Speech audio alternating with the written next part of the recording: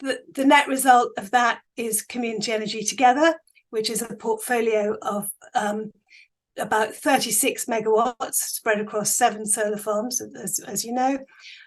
That's enough energy to supply the equivalent of 12,750 homes.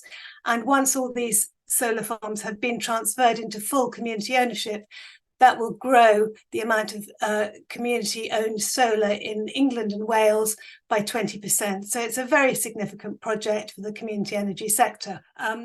The most important outcome, I think, is the community benefit funds that are generated as a result of the projects coming into community ownership.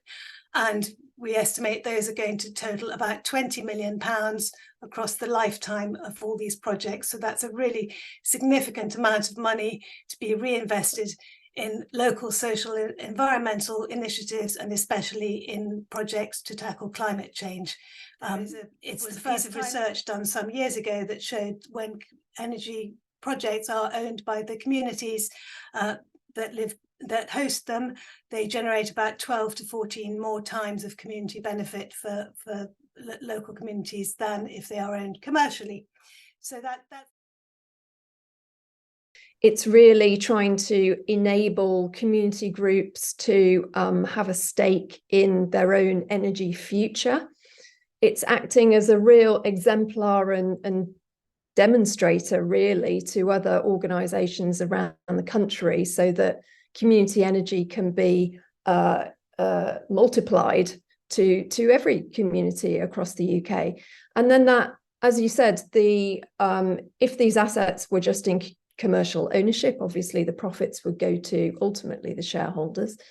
In this case, they go to the communities, and the communities themselves decide how to distribute those. And ultimately, you know, this is creating not just social benefit, but we hope a multiplier effect in terms of the environmental benefit, because that funding can go on to support new projects. And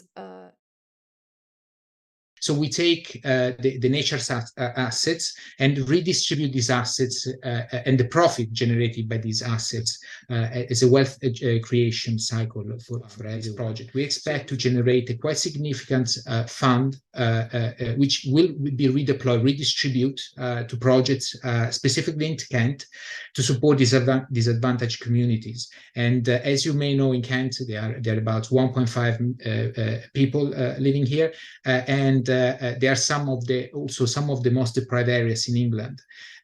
So just to give an example of our purpose, over the last 3 years, we have already distributed £36,000 in grants, funding a number of Kent-based charities to support investment to tackle food poverty, mental health, and income and financial inclusion. And we are very much focused on scaling these programs once we complete the fundraising through ethics. Thank you. Community benefits from STCE. Shropshire is a very large county and area with few large populations and lots of small villages and towns. We split our community benefit into 2 streams. Half of it goes to community projects within 15 miles of the solar farm. The other half of our community benefit fund goes to the whole of Shropshire, and that's targeted on specifically energy related subjects.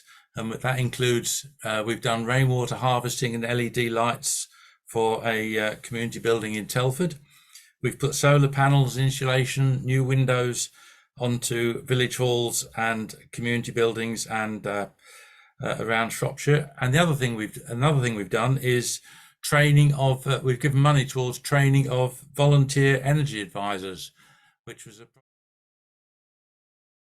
We've also paid for, funded and contributed to a number of very important research events, research projects on the island, often to do with upgrading the local grid, which is very important. It's quite sort of nerdy and it all goes on in the background, but it's very, very important stuff. The directors of White Community Energy have quite a significant amount of sway with the distributed network operator. They're very, very well respected people.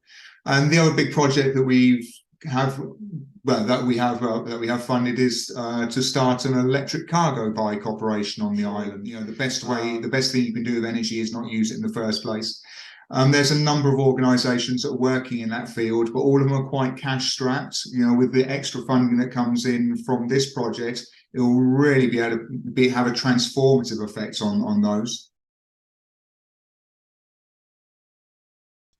Our projections are that from these 3 solar farms, it can obviously pay back members' interest and principal, and we'll end up with approximately 8 million of surplus after that over the life of the 3 farms, which we will be using in the local community.